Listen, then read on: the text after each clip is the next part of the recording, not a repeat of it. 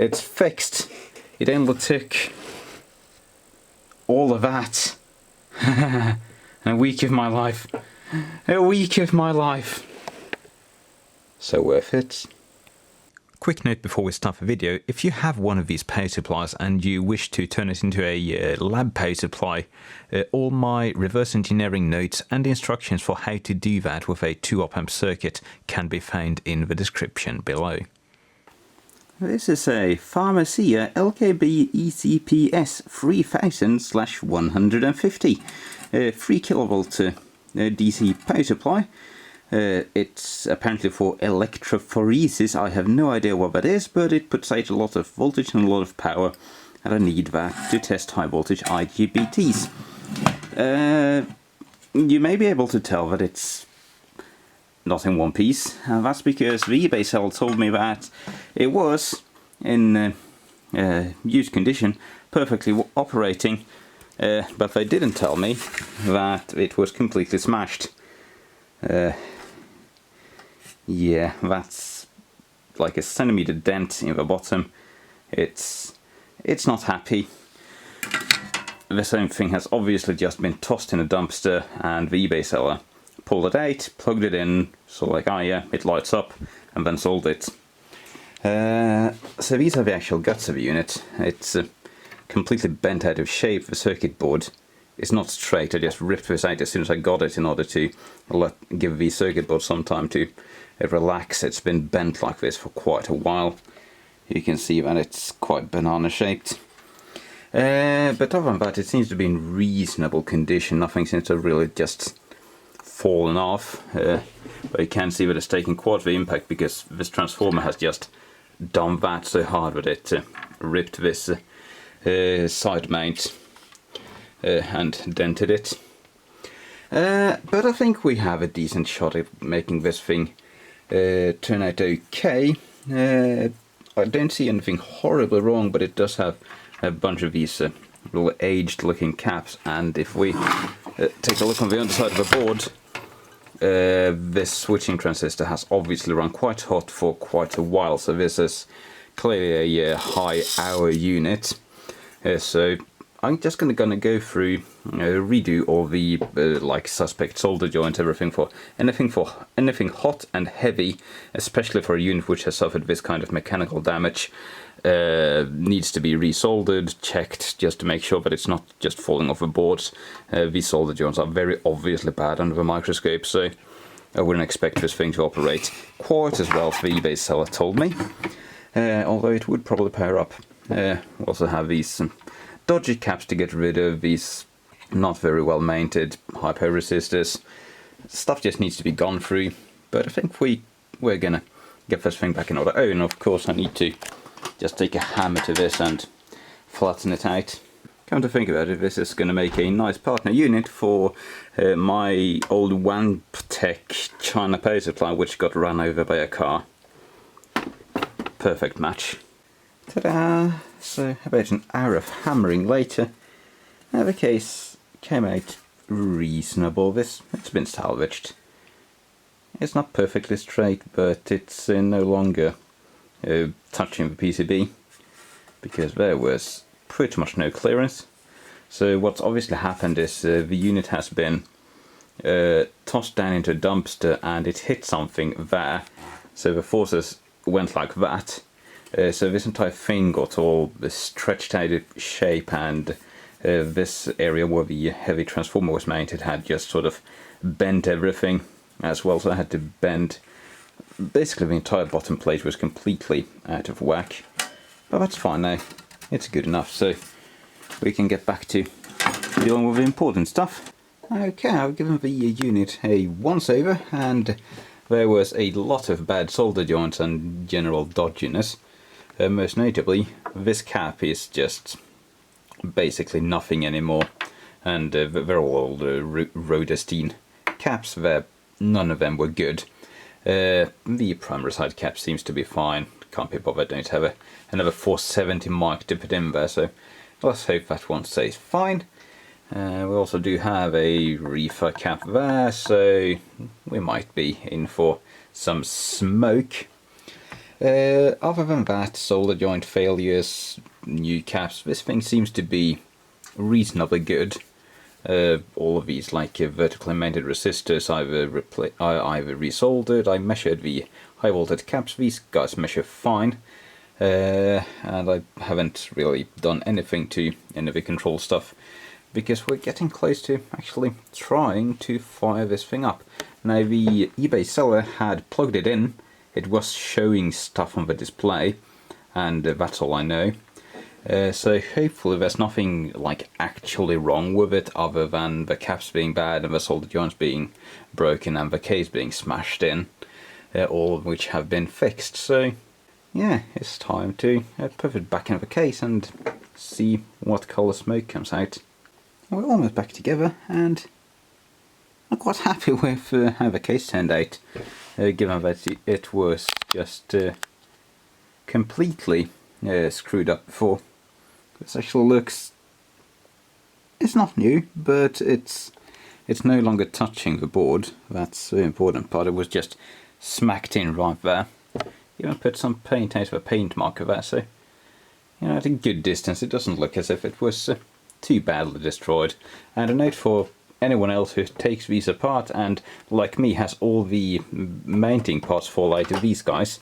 There's supposed to be 3 nuts in these tracks, and the long metal bits which also fall out, they go to those mounts for that transformer. They slide in there, and I'm all covered in paint. But it took me a while to figure out where the long bits go to the transformer and the nuts go to the actual case. Okay, we have it back together. I've put the case on, I verified that the front panel is also grounded, everything is good. This is a suicide machine. This thing will kill you quite easily if it wants to. This is very high voltage capacity, very high current capacity, so you want to be quite careful. The output plugs are quite recessed. Thankfully you can just shove some normal multimeter probes in there, they fit quite well. And there's one video on the internet which deals with this exact unit, and that guy has an issue where it will put out a huge voltage transient on upstart, which exploded his nice fluke meter. So I'm not going to do the same mistake, and I'm using a crappy analog meter that goes up to 500 volts.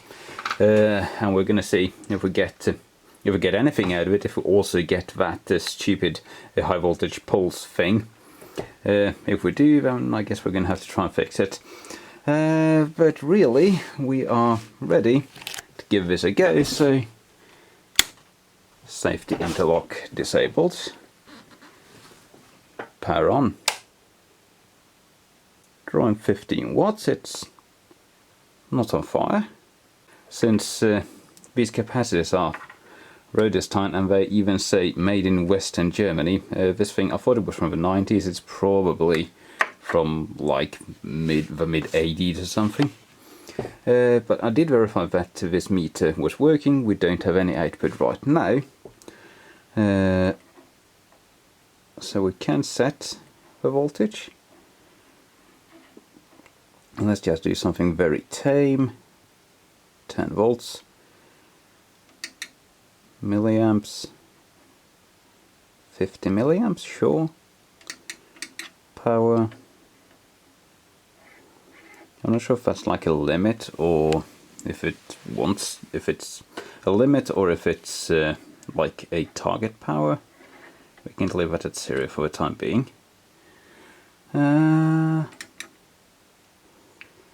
we can put it in 15 watt mode. Okay, output on, let's see what it does. Oh, we do get something. So we have 90 volts set. Oof, okay. Ooh, that's scary. That just maxed out the meter. And it seems to be not doing what it's supposed to. It's just pulsing. So this is not happy right now, that's for sure. I'm guessing that means it's trying to turn on for a second. So this thing does have some gremlins still, and it's definitely putting out a lot of voltage when it wants to. That initial spike was just straight up to 500 volts past. Shush. Okay. Yeah, this thing is terrifying. Just shoots straight up to a kilovolt and slams the meter. Like this is set to the 500 volt scale and BAM! It just goes. I don't think that's intended behavior. Maybe it wants to like see a load or something, but this is different from the other guy on the net who has one of these. So I'm guessing this unit has some problem, which is just causing it to way overshoot and do that. Like it's set to 290 volts. That's youch.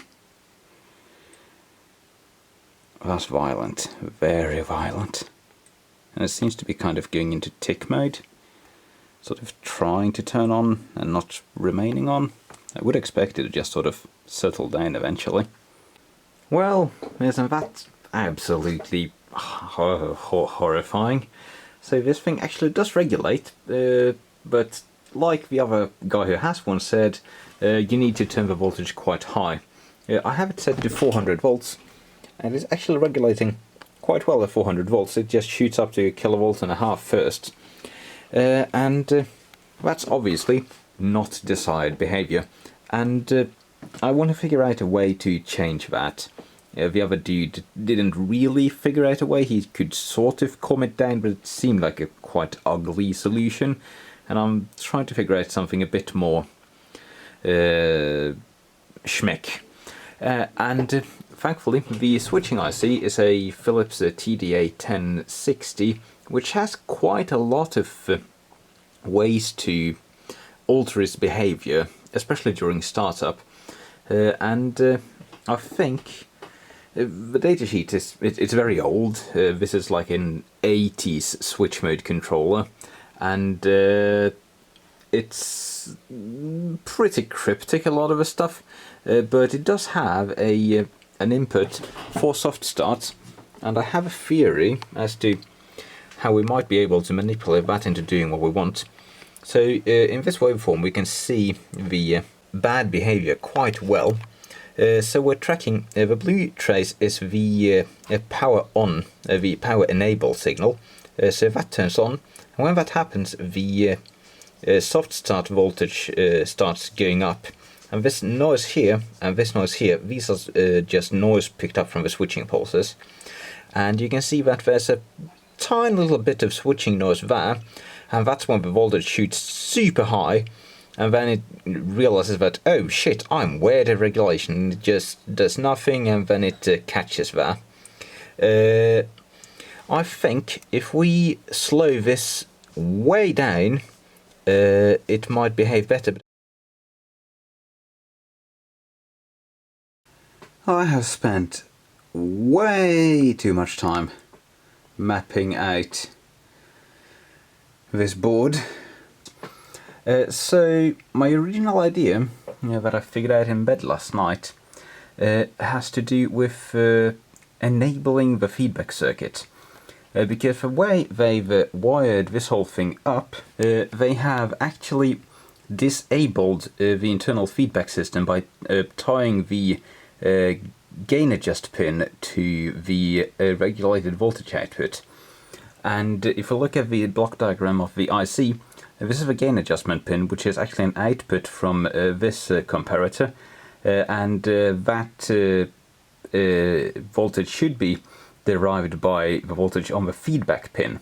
But since that is just always tied high, this entire circuit is defeated, and the IC is set to just always give everything regulate through some other means. And the means through which they seem to be modulating is with the modulation pin.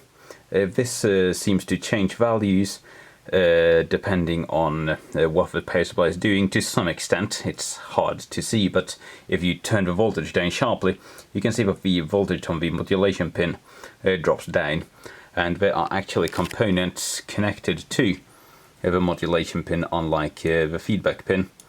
All the stuff in red there, that's actually stuff going to the modulation pin through that op-amp down there and onwards to the front panel connector, which it's just a huge mess. But what I'm hoping to do, it's trivial to just cut a couple of traces and free up the feedback and gain adjust pin.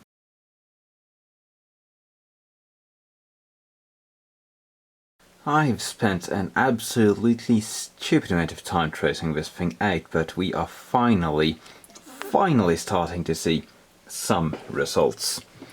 I'm pretty sure I've figured out what causes the immense duty cycle on power up, and it seems to be the voltage amp. Surprisingly, it just seems to be the response of the voltage amp. So let's just have a quick look at what I've figured out about this thing thus far. So this thing is on, by the way, so I need to be a bit careful. So the main feedback path goes through that side of this op-amp.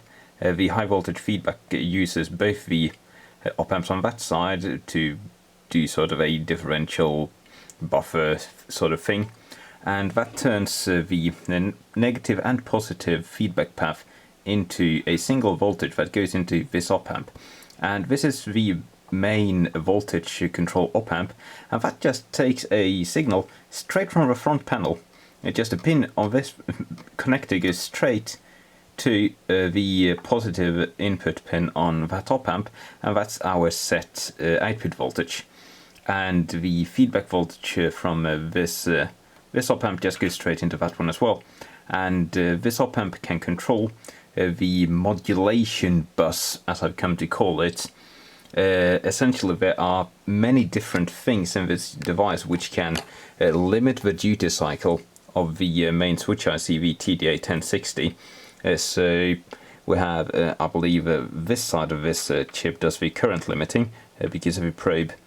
That diode there, you can see that the signal changes when the current limit goes in, and there's like a common bus that feeds into this chip, and then there are which is pulled high by default by a couple of resistors up here, and for a certain section to limit the output power, or output duty cycle I should say, they can each just pull down through a diode. So say that this op-amp wants to pull down, when it pulls down through a diode and the bus goes low, duty cycle drops. If this op-amp wants to pull down, it uses its diode, pulls down, output drops. And this one also has a diode which can pull the voltage down. I haven't really figured out what this guy does yet. So there's basically just a bunch of different control loops which can each do the thing. And if nothing is telling the output to turn off, then it defaults to turning on, since the modulation pin is just pulled. There's just a resistor here which pulls it fairly high. So if nothing is pulling down, then you have maximum modulation. The TDA is just going to put out maximum duty cycle, maximum output voltage swing. But the important thing is, I've found a very good sign that the output overshoot is caused by this guy, and that's verified. We are currently probing. This probe is on the modulation input to the TDA 1060. So basically, the higher voltage this sees, the more output energy the TDA is trying to put into the switching transformer. So low voltage, low output power, very simple. And here we are probing the straight off of the output, literally the output pin of the voltage amplifier, and we are on its side of a diode. So basically the only thing that can control this spot is the voltage amp, unless I've missed something. And if we turn the voltage on, we can see a very clear pattern on the scope. So yellow trace is the voltage amp, blue trace is the modulation input. So there you can very clearly see how when the output is off, the voltage amp is pulling its signal low, which is telling the TDA 1060 to have minimum duty cycle. But as soon as I turn the output on, it stops pulling it low, because you can see the voltage spikes up to the positive 15 volt supply rail, and at the same time we can see that the blue trace, the modulation output, is also going high, which means the maximum modulation. Now, during this time, the power supply is taking a few moments to start. So starting. Then we get a few pulses on the output, and it overshoots. And then the voltage amplifier just goes, "Oh shit, we are overshooting," and instantly pulls it down. And this is the dead time while we are dropping the output voltage. So if we were to look at the actual output voltage, we would see that it's slowly falling down, and this is the point where it reaches the set point voltage, and the output goes into regulation, and now we are putting at the stable voltage there. Actually, let's just trace that compared to the output voltage. We can probe the voltage amp output voltage against the feedback voltage. That's going to be interesting. Alright, that is the feedback voltage feeding into the voltage amp. So that's going to be a proxy for the actual output voltage. It shouldn't be inverted. I don't think it's inverted, but we'll see. If it's inverted, it's inverted. So let's turn the unit on, output off. So now we have, it does a funny thing that I'm not sure what that's all about, but that's the voltage amplifier just starting up. Let's turn the output on and see what happens. So output on, and we are tracing. We are tracing exactly what I expected. So we can see, can we zoom in just a little bit?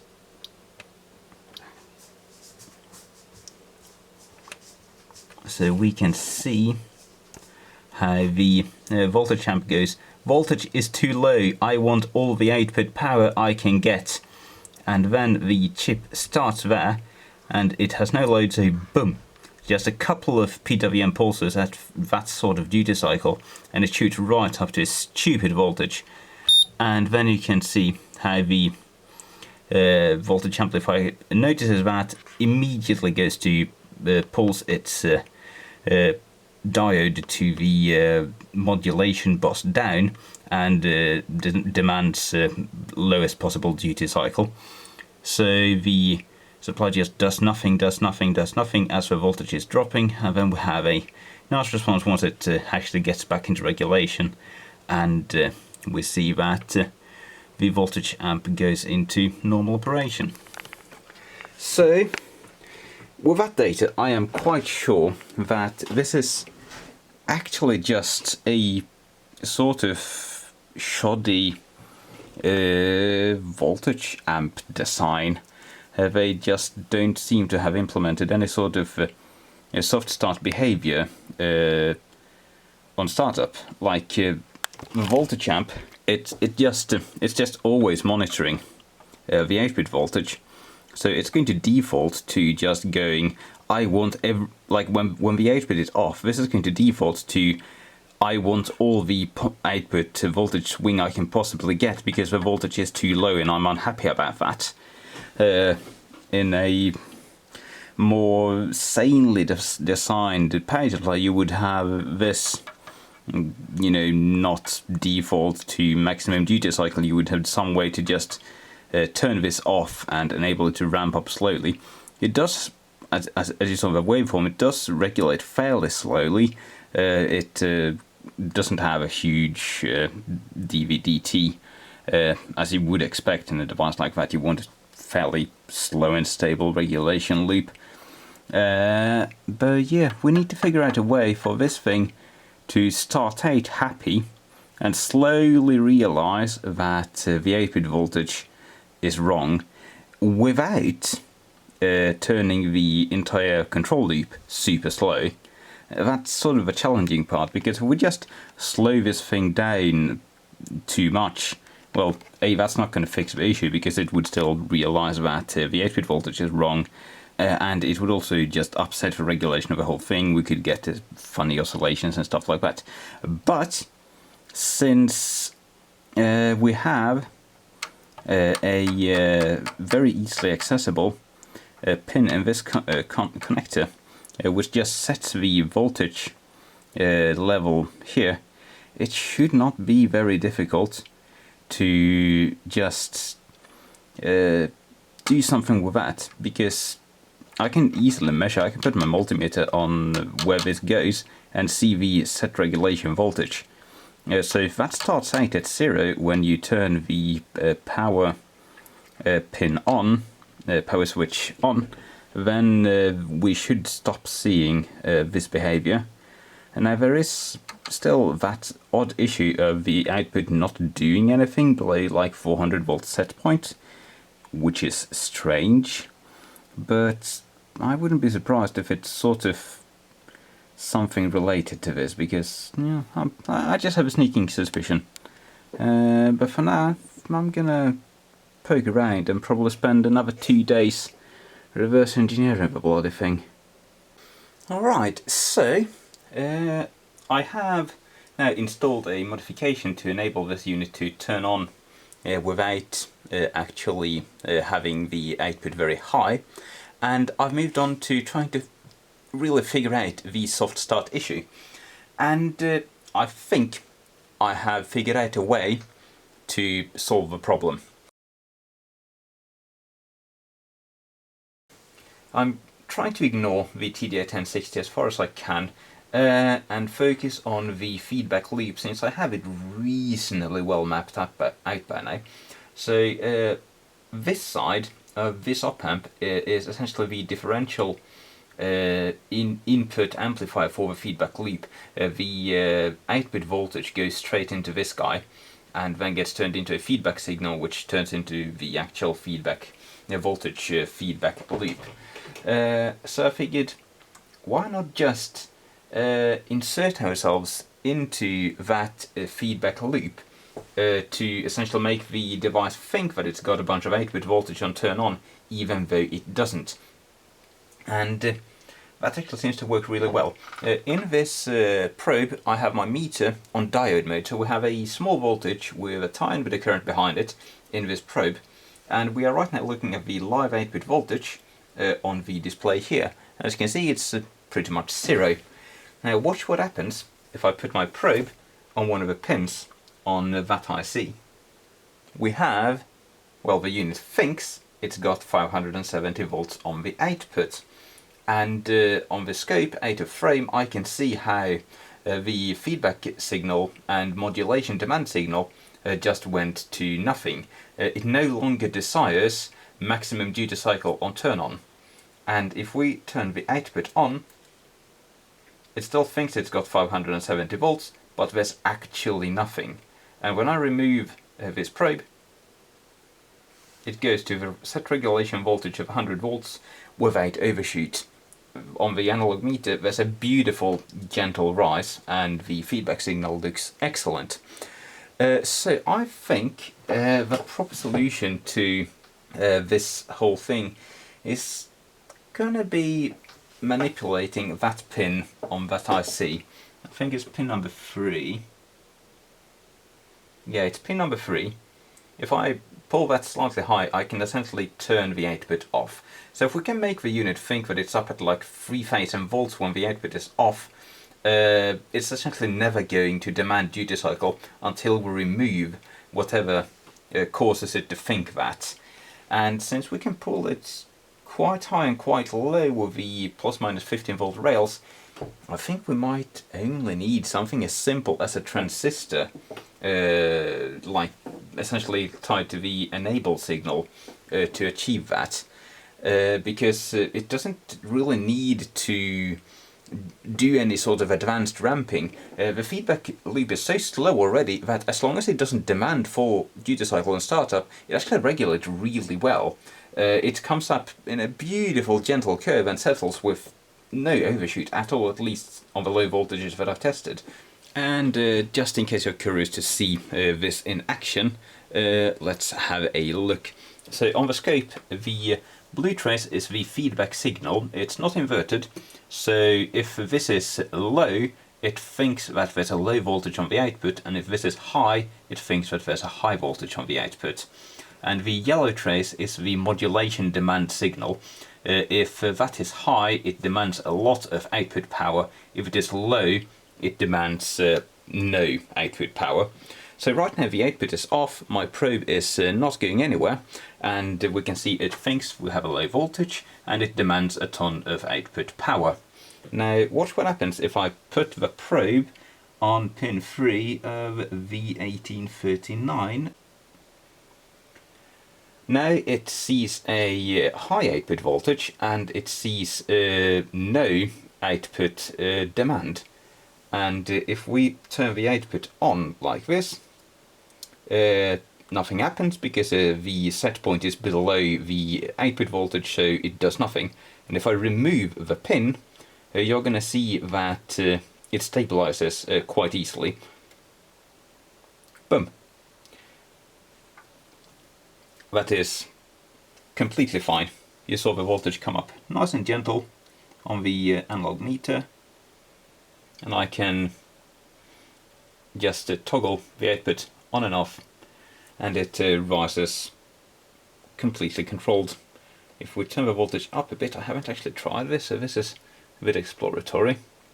So let's do like 400 volts. That's 400 volts.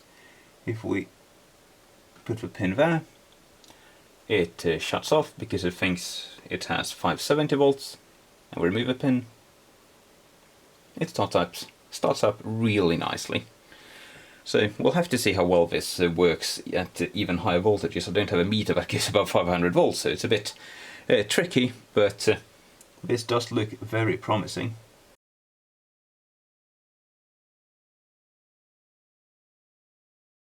And there is my ugly modification installed. So I just point-to-point wired it, but let's go through what's going on.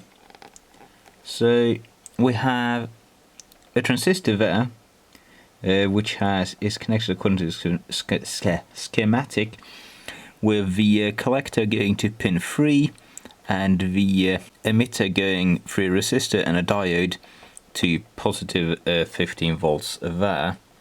The base goes to the capacitor and discharge resistor, which are tacked on to a ground point, and then there's a charge resistor which goes to that point over there. So when you turn on, this capacitor will start charging, which will disable the transistor. And this actually works quite well. So we can give it a bit of a demo. If we turn the unit on, we are now in the set voltage mode, and if we go to readout, you can see that it's reading 2990 volts. That's because we are giving it a ton of voltage on the feedback, so the power supply is convinced that there's a bunch of voltage on the output. And if we turn it on now, it ramps down, and now it's actually started. You can see on the scope there the curve going away. Turn the output off, and turn it back on. It actually goes straight into regulation, working really well. But we have an issue, and that is that this power supply takes a while to start, and the feedback loop is really slow. Everything about this is pretty slow.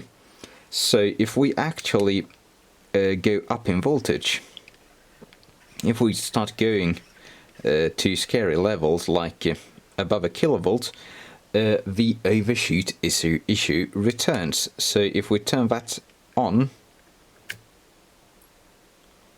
you can see that it went down, and then it went back up again, and then it went down again.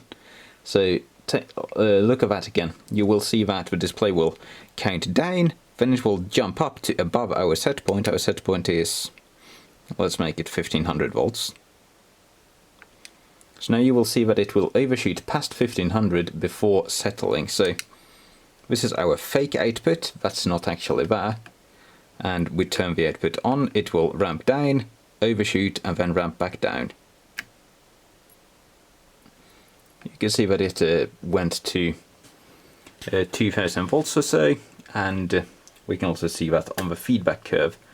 So the top curve there is our feedback voltage. If we turn it on, you can see that it spikes up and we have a big duty cycle spike, and it oscillates a bit before regaining control of the output. So this happens because it's trying to ramp the output very fast as soon as the delay circuit, or the feedback faking circuit, drops down to a level where it's within regulation. It starts ramping the output on as fast as it can. But because this high voltage supply is really slow to respond, the ramp time of this is much slower than the ramp time of the feedback circuit.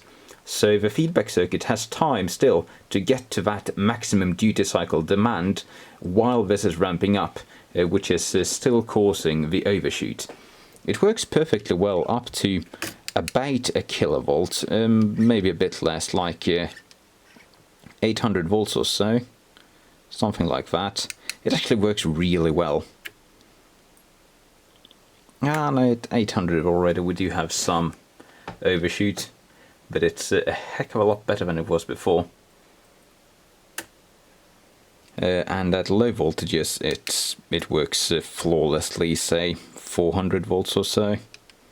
Well, let's do 500, that should work fine. That should be flawless. Yeah, there you can see how you want it to look. The feedback voltage just goes to the set level and stabilizes. But the higher the voltage set point is, turning it up a bit, we start getting that big spike again. That's at like a kilovolt setting or so. So there's still room to improve, room for improvement, and I intend to improve it, and that's why I have the front panel disassembled.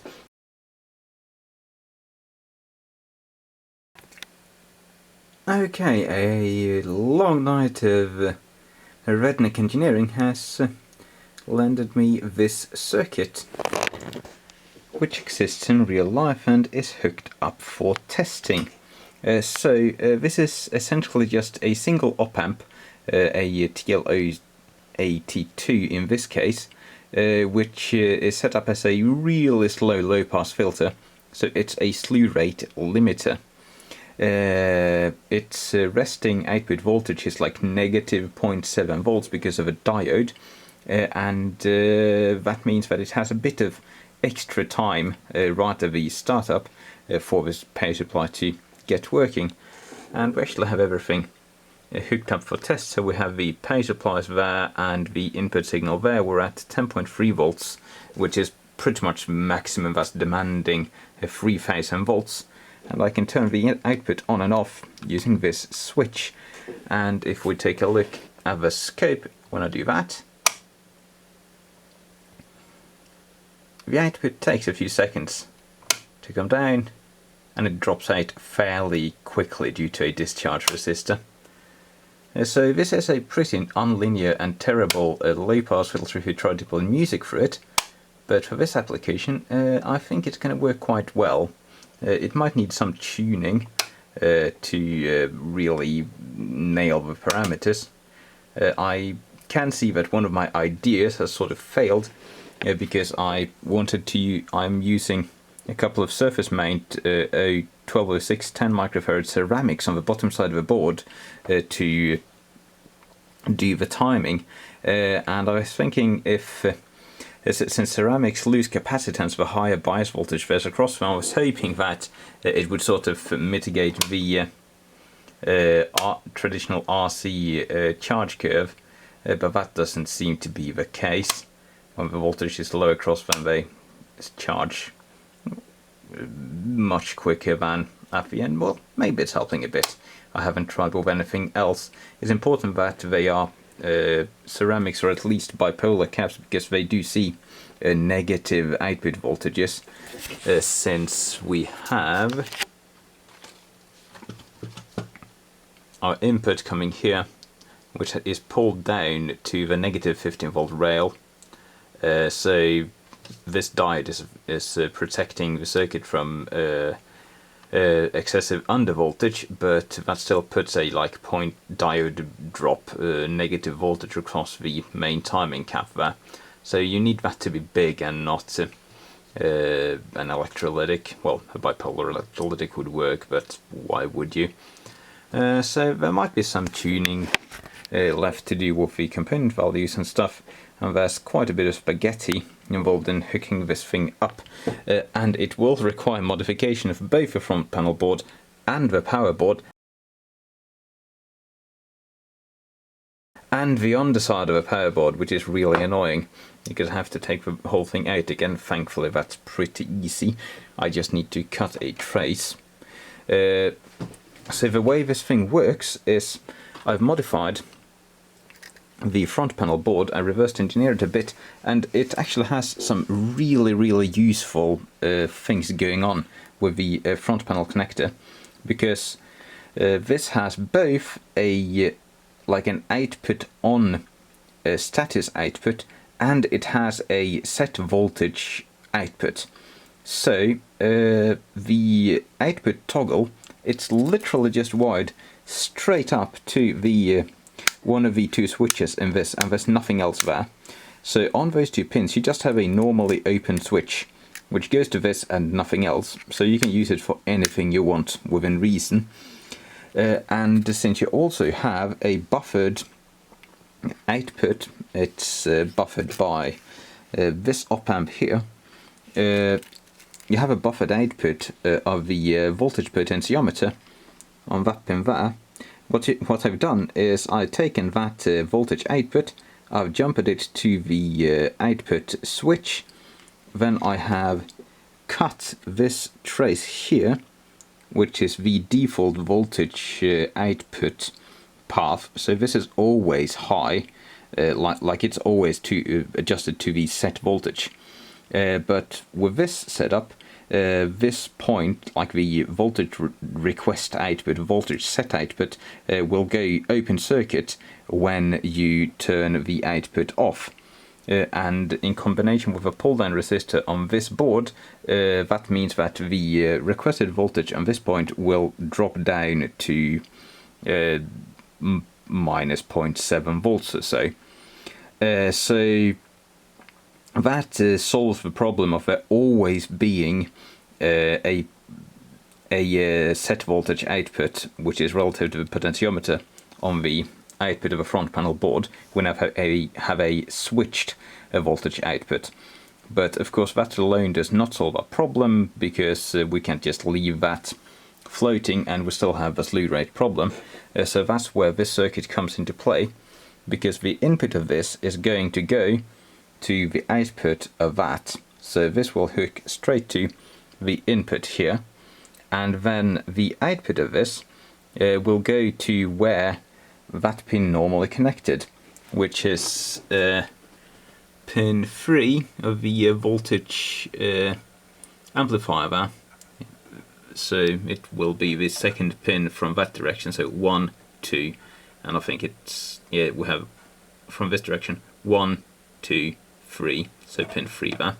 And that is the input which sets the desired voltage for the entire device. It's actually very easily manageable. It just takes a 0 to 10 volt signal, like normal industry standard stuff. And that's probably because this front panel also has the capability of taking an external voltage adjustment signal in. There are pins for both changing between internal and external voltage control, and for putting in an external 8-bit voltage. And the way that works is you have this pin here, that one, i.e. that one in the corner there, goes to the input select switch, input select pin of this 4053. So this is a 3-channel analog multiplexer. It's basically just 3 solid state switches in one. And this signal is normally low, but if you make that high, it changes the source, and that switches the voltage adjustment source from the internal potentiometer to whatever voltage you have on that pin, i.e. that pin there, number 3 from the top on the inner row.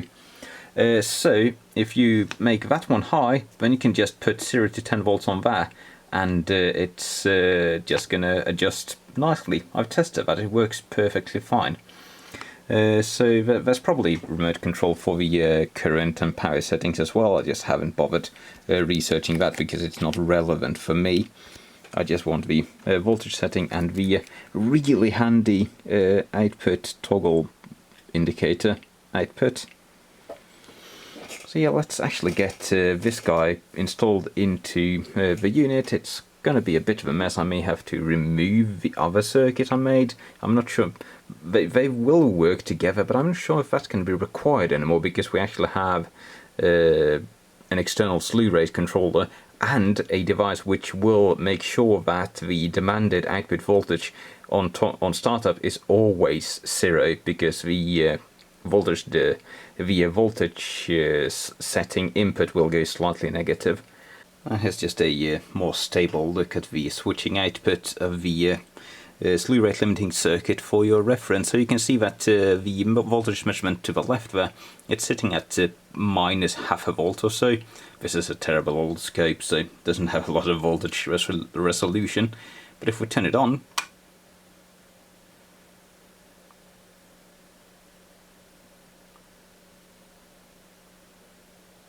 it takes a few seconds to ramp up. And once it's done that, if we adjust the output voltage, I'm doing that fairly quickly on my lab power supply, it will limit the slewing even as you're adjusting the voltage. I put it right up to the maximum again.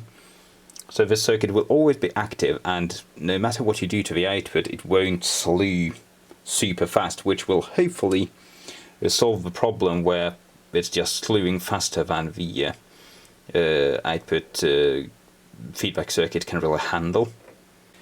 And importantly, if we put it up a bit and then turn off the output, it will drop off quicker than the slew rate due to the external bleed down resistor and diode across the capacitor. First step of the modification done. I've pulled the board out and cut the trace from the front panel to the error amp, and I've inserted the rate limiter in between.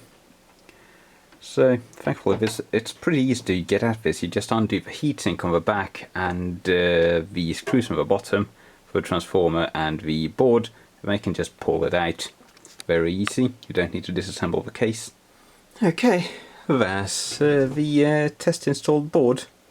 So this slot here works really well for mounting stuff. You have this thing here which you can even put a couple of screws in. So I think I'm just gonna put a screw there and mount it somewhere along that. When I get that far, it's just sort of taped down for the time being, because something's not going to work, I'm sure of it. But we have our input signal, our output signal. They're being injected right by the front panel connector. It's using the original trace going all the way back there. That's the simplest way of doing it. And I'm tapping power. I've mapped out the entire power rails on this thing, so I'm just tapping power positive voltage there, negative voltage there, and ground from the big obvious ground point. So we have plus minus 5 volts and plus minus 15 volts, and our inputs and outputs. So we're pretty much ready to try this out. I'm very excited. We still have the other modification installed. It shouldn't cause any issues since it's working on a totally different part of the circuit. But I might try and remove that to see if it's even necessary. That might be completely unnecessary by now. Well, that escalated quickly. I wasn't happy with how this modification still required the dodgy transistor mod to be active to work.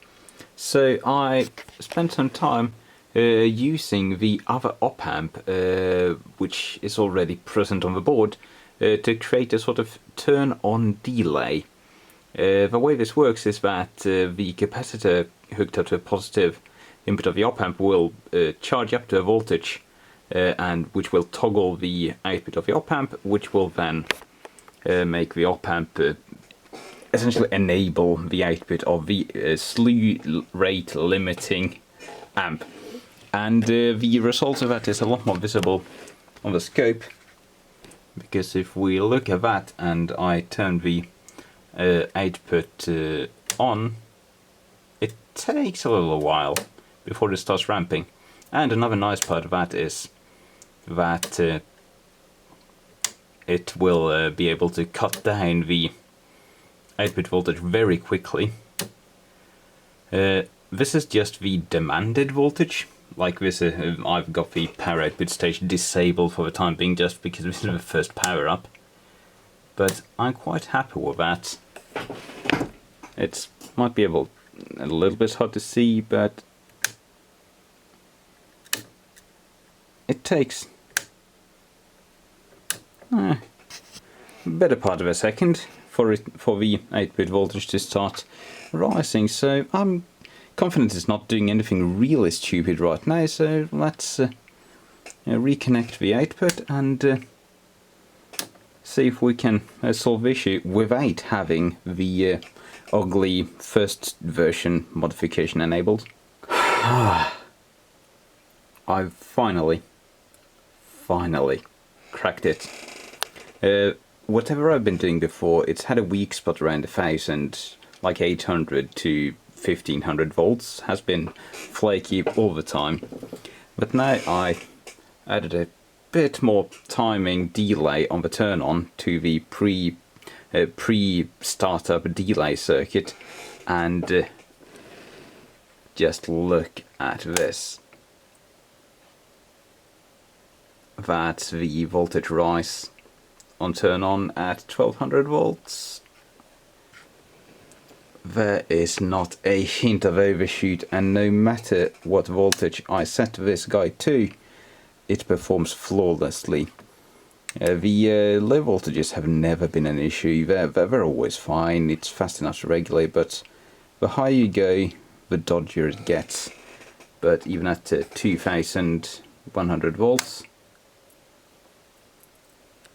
it does do a little bit of a pulse at the start, but you can see how it doesn't actually overshoot. It just does a little jumble before it gets going. Right now I've tested it all the way up to its maximum voltage, and it will never overshoot. It will do a little jiggle a bit on the way up, but you can see on the marker that that is happening at like halfway up the voltage scale, so there's no risk of actually overloading your device on the test when you turn this thing on. And if we go up to scary high voltages, let's just do the rated voltage. That's maxed out, 2990. We might be off a scale on the scope, but let's see.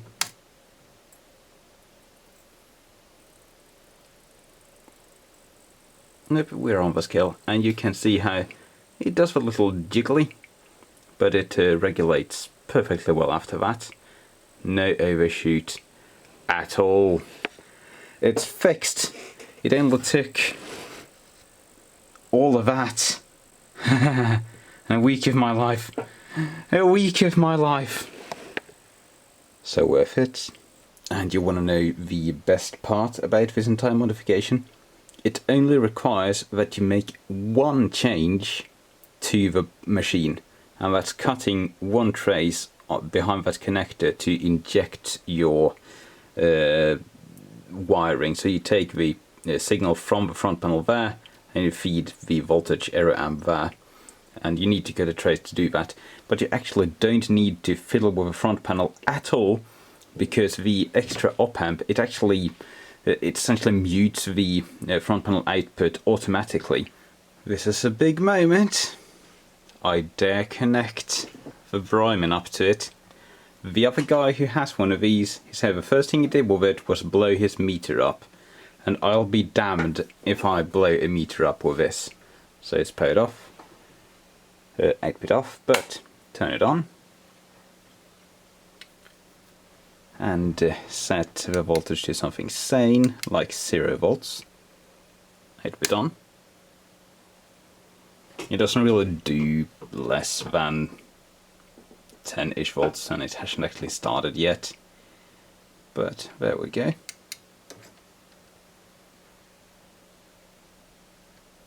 Gentle turn the voltage up.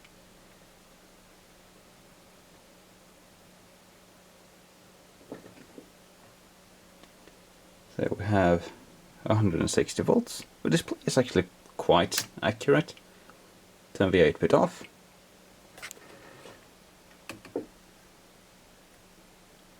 Output on. Look at that. Nothing going.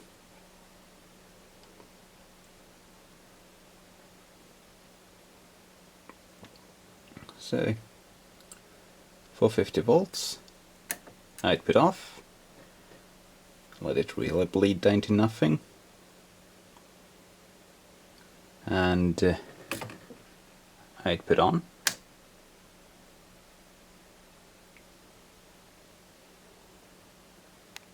We are not blowing any meters. I don't remember what the maximum range for this is. Definitely not 5000 volts, but seems to handle 540 at least.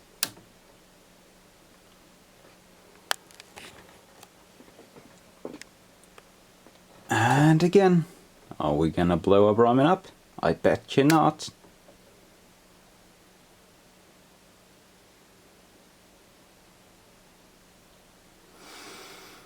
Beautiful, gentle ramp up. It does take quite a while to stabilize, since the regulation loop is so slow, and it's just an RC constant that's determining the voltage. So it's going to settle for like 20-30 seconds. But that's no big deal. It's just part of the voltage setting system anyway. That is such a sight for sore eyes. Well, the Bryman should measure up to 1000.0 volts. How confident do you think I am in my engineering? 800, 900, 990. I think we can do 990. If this overshoots, we are blowing the protection in this meter. Here we go.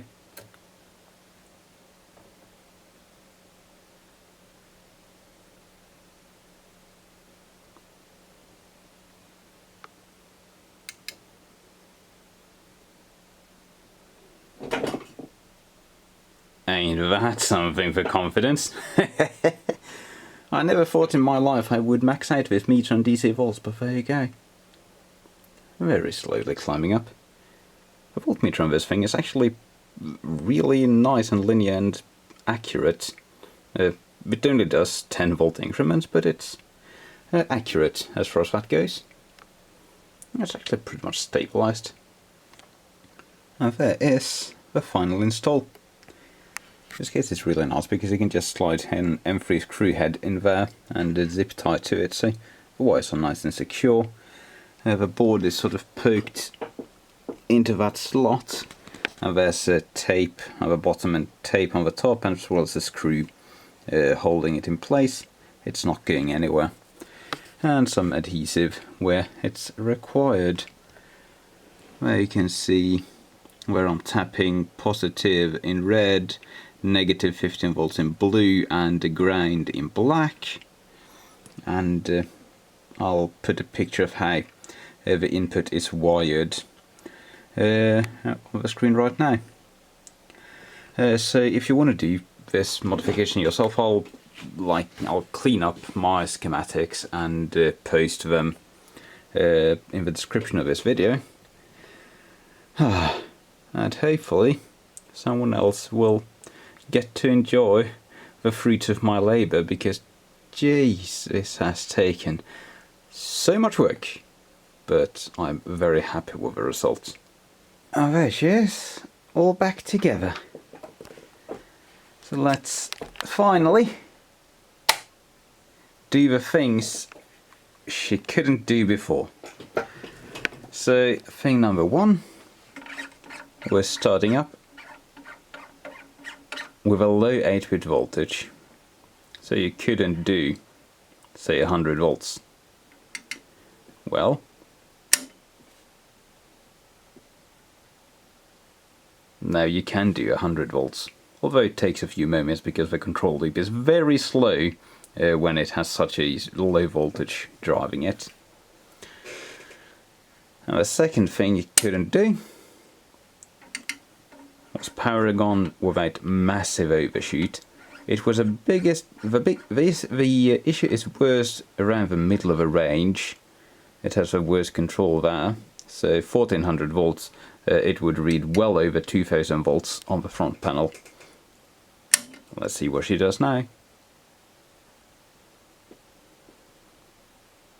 A beautiful slow ramp.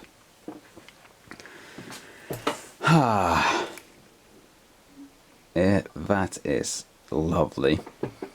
So quirks I've noticed about this thing while we're just dealing with it. The 150 watt switch, all it does is change the current limit from 150 milliamps to 15 milliamps. So if we crank the current limit up to max, it just adds a dot there. It does the same thing for power. The control loops for power and current are separate, so I'm guessing it will actually set itself to limit on whichever comes first. So if 15 watts comes first, that's what it limits to. If 15 milliamps comes first, that's what it'll limit to. Or 150, of course, or it'll do constant voltage as it is right now. I can just keep staring at this thing. This has taken so much fucking work. I'm dying, but I'm so happy to have this thing finally done. As for what I need this thing for, I need to do leakage testing on IGBTs, used IGBT modules, which have voltage ratings up to about 1800 volts or so. So I need to put a voltage across them for a while and adjust to environmental factors like temperature, stuff like that, and see how much current they leak. If they leak more than specified or more than I deem necessary, well, more than I deem okay, well, then they go in the trash bin. If they don't, they go back in circulation. And you do need a high voltage power supply to do that. One which does not overshoot horribly on turn on. And as I'm sure you all want to see, let's just do balls to the wall. That's as far as she'll go. Live voltage readout.